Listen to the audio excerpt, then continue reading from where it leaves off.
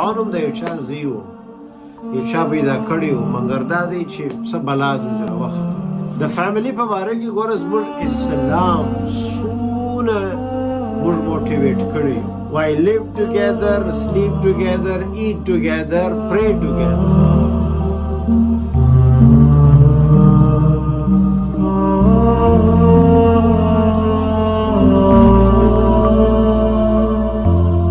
بسم الله الرحمن الرحيم نحمده ونصلي على رسوله الكريم أما بعد قال الله تعالى في القرآن المجيد يا أيها الذين آمنوا اتقوا الله حق تقاته ولا تموتن إلا وأنتم مسلمون وقال النبي صلى الله عليه وسلم ألا أخبركم بأفضل من درجة الصيام والصدقة والصوم قالوا بلى يا رسول الله قال الإصلاح ذات البين أو كما قال عليه الصلاة والسلام. السلام عليكم ورحمة الله وبركاته. دا د فیملی ډے را روانه ده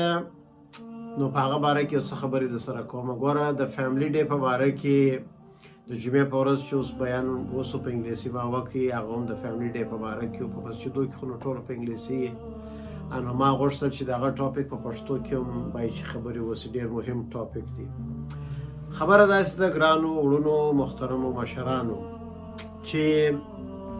فیملی علما وایي که ستا فیملی سمه وه ته به دنیا ته یو ښه پروډکشن ورکړي. یو کمپنۍ ده په هغه کې شیان جوړیږي چې دنیا ته ورسوي. اوس نو دا کمپنۍ دنیا والو ته شیان ورسوي بعض وخت ښه شیان ورسوي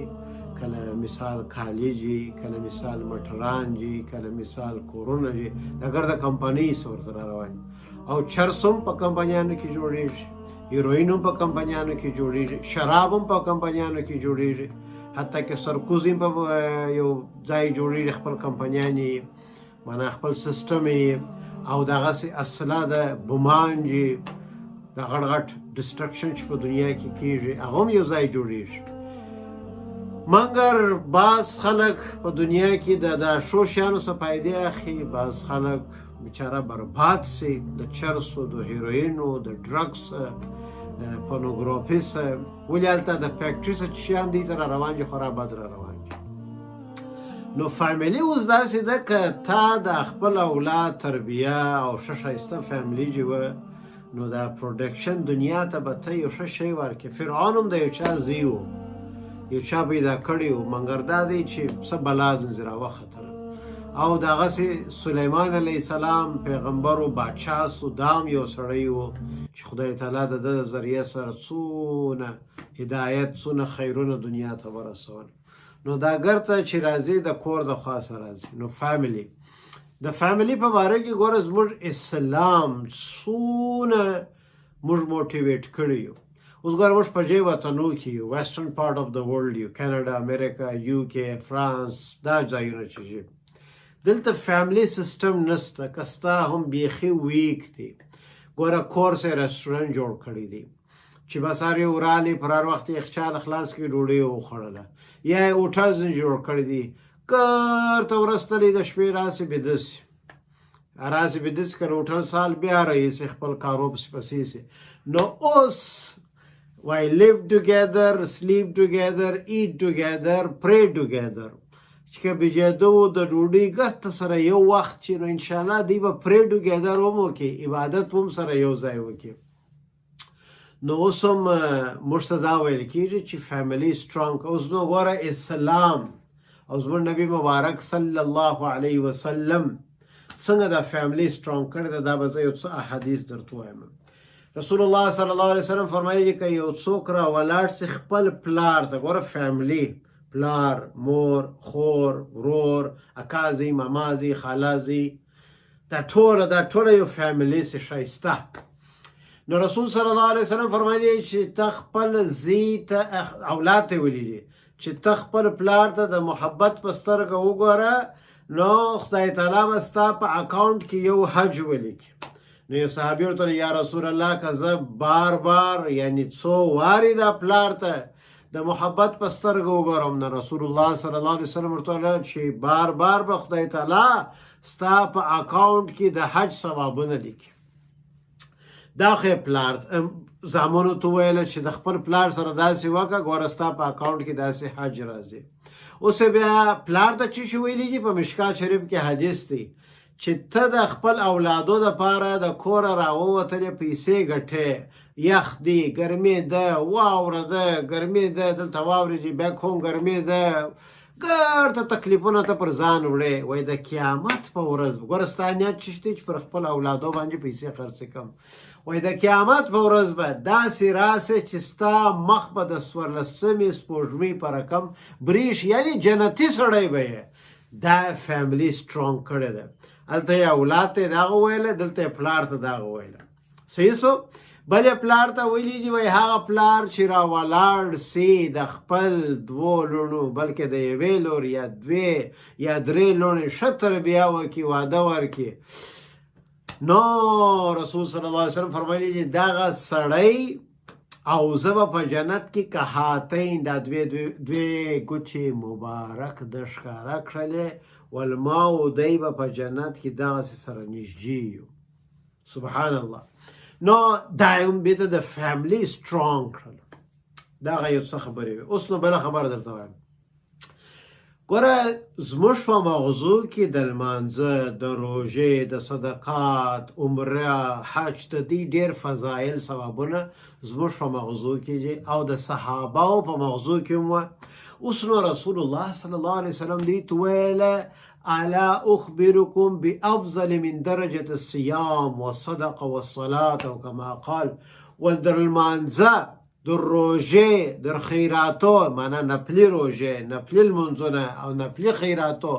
در دغه لا ډېر در دغه لا ثوابو شی نه در وښیم. اوس صحابهو خو د لمانځه په قدر پوهېدله، د خیرات په قدر پوهېدله، د روژې په قدر پوهېدله، مګر چې دوی دا واورېدله چې داسې یو عمل چې هغه نو د روژې ثوابونه یې ډېر چې د لمانځه، در صدقات دی په جواب کې ورته ویله بلا یا رسول الله، ول بېشکه یا رسول الله راته ووایه ولې نه چشت دی هغه عمل. نو رسول صلی الله علیه وسلم ورته ویل الاصلاح ذات البین. وایي که 2 وړونه، 2 فامیله، 2 خویندې، 2 کزنس دې سره خوابدي دي، ته راسه په مابینځ کې یو ښه 2 خبرې وکړه، دې سره پخلا کړه. دغه د پخلادېدو کار چې تا وکړې ستا ثوابونه د روژې، در خیراتو، در نفلي لمونځو، تهجد، اشراق، اوابین، صلات و تسبیح ډېر ثوابونه دې وګټل. فیملی سیسټم وینې وایي دا خوابدیانې مه سره کوئ، یو د بله پښې مه راکشوئ، او که یو څوک خوابدي دي ته راسه دا کار وکړه، سره دی خوشحاله کړه، ته راسه دا کار، نو خدای تعالی به تا ته څونه ثوابونه درکړي.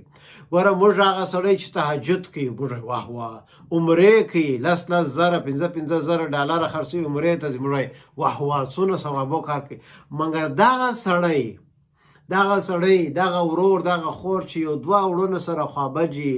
یا 2 فامیله، یا 2 مسلمانه خوابدي، او دی راسي یو کوشش وکړي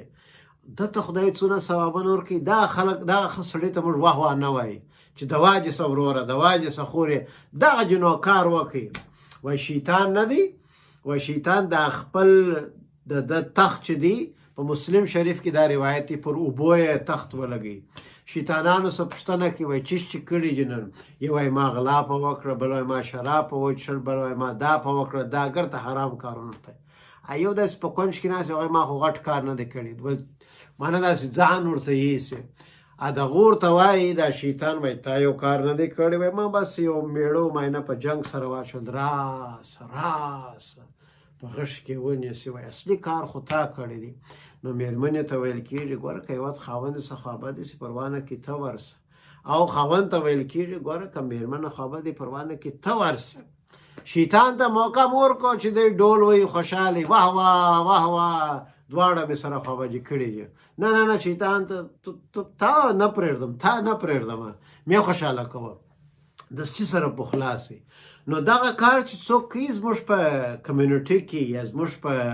خاندان کې، موږ هغه اپریشیټ نه کوو چې واه واه څنګه ښه کار جوړ کړي. او د هغه عجیب اخري، زه نه غواړم چې بیان ورسي، هغه بیا ورسي، خو نو څنګه وکړو چې خبرې پوره ونه سي هم نه کېږي. ما د بعض خلک وایي بیان وږي، نو زه څه شي وکړم. بهرحال اوس نو چې دا د جمعې د ورځې بیان ما تیاری کول چې دا خبره ما وویله موټر کې ناست یم کتاب مې خلاص دی تیاری کوم چې دا خبره مې وویله ما توبه توبه توبه الله بچا بچا خدای ما وساتي هغه چی خبره ده وای هغه سړی د مفتی تقی عثماني صاحب په خپل کتاب کې لیکي ول هغه سړی چې شراب څښي هغه سړی چې زنا کوي هغه سړی چې غلا کوي هغه سړی چې خطا ایسته کوي وای موږ پر توکو پر دا سړی املا جماعت څنګه ګناه وته اخته او بای چې دا شرم کده په دا بدو کارو ته اخته but in the meantime بای چې موږ د ګناهګار سره نفرت ونکو د ګناه سره نفرت وکړو مګر د ګناهګار سره نفرت مکو اخو ماشاءالله سبب در تعالی شو سړی ته ورته ولاړې دی به جنت تللی و د ګناه سره نفرت وکړو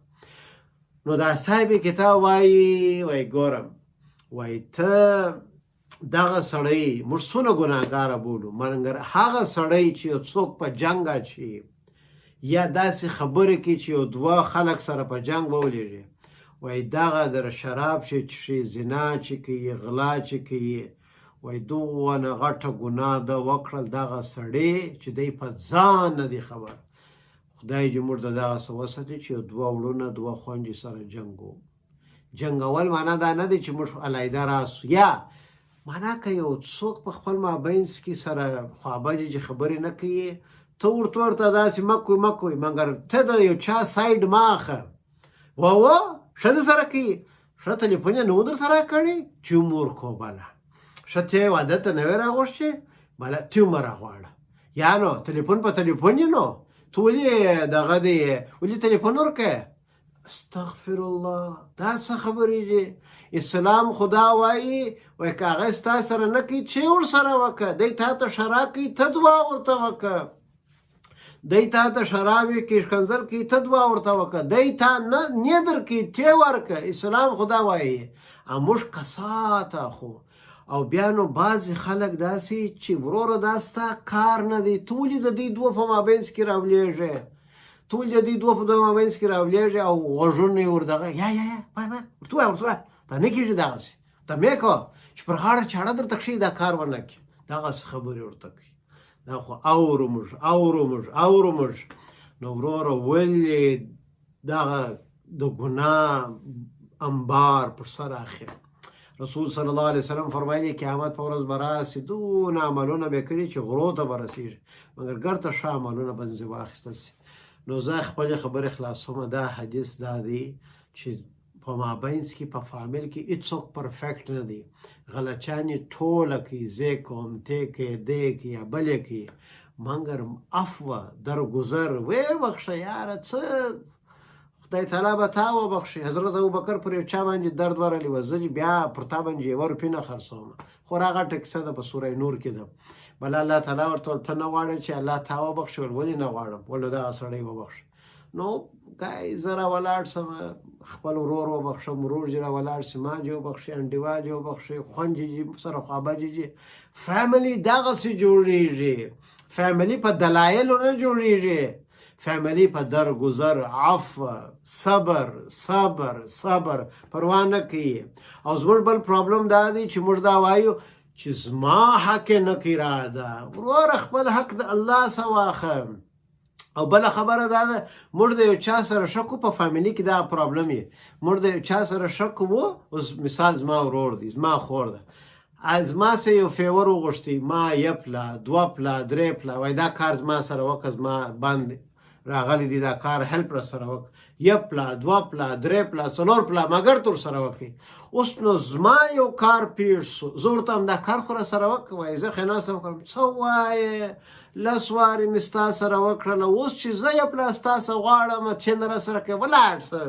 بله نو دا ورورګروي نه ګروي دا خورګروي نه خورګروي دا غلطه ده وروره ته اول وارې د چا دپاره وکړله د الله دپاره چې وکړله اوس په ایکسچینج کې په مقابل کې شی مه غواړه د چا څه لا نرید منکم جزاء ولا شکورا موږ ستاسو نه تشکر غواړو نه جزا غواړو ان اجري الا علی الله رب العالمین انبیا به دا خبره کړ علیهم تسلیمات موږ خپل اجر صرف د یو الله څخه غواړو نو دا خبرې دي چې په فامیل کې ماچېده دغه وخت راسي چې موږ عوض غواړو. عوض یې مه غواړه، ښه کوه، بالا عوض د خدای څه غواړه. نو زه به اخري یو څو خبرې دا چې ما بیان وکړي په یوه دقیقه کې به خلاصه درته وایم. اوله خبره دا ده چې په اسلام کې د پلار قدر بیان سو، د اولادو قدر بیان سو، د میرمنې قدر بیان سو. په سر کې ما درته وویل چې د لوڼو ټیک کیر وکړې په جنت کې به داسې پلار ته وګوره چې جنت د یو حج ثوابونه ستا په اکاونټ کې ولاړ څه خواري وکړه د اولاد دپاره. دا ګر د فیملی سیسټم در سټرونګ وي. بل بیا مې د رسول صلی الله علیه وسلم حدیث درته ویلي چې دوه وړونه خوابدي ته په خوله که خدای به تا ته څونه عوضونه درکړي، او که یو څوک په جنګ دي ته مه ورته راځه، ته یو بل سړی مه دغه کوه چې یا سم درته وایي و میک او تیمړه کنیګر ته عملونه چې برباد کېږي. دا دوی. درېیمه خبره مې دا درته وکړه د چا څه عوض مه غواړه، مې د ورور څه مې د خور څه وې که د خدای دپاره وکړه، که ستا سره وکړه ښه ویې کړه، که نه وکړه نه وکړه. او آخري خبره مې دا وکړله چې غلچانه د ټولو څه کېږي، پروا نه کړي، درګذره کړه، ویې بخښه. د حضرت ابوبکر کیسه مې هم درته وکړه په سوره نور کې په تفسیر کې دا لیکلې ده. الله سبحانه وتعالی موږ ټولو ته د عمل توفیق راکړي. واخر دعوانا الحمد لله رب العالمین.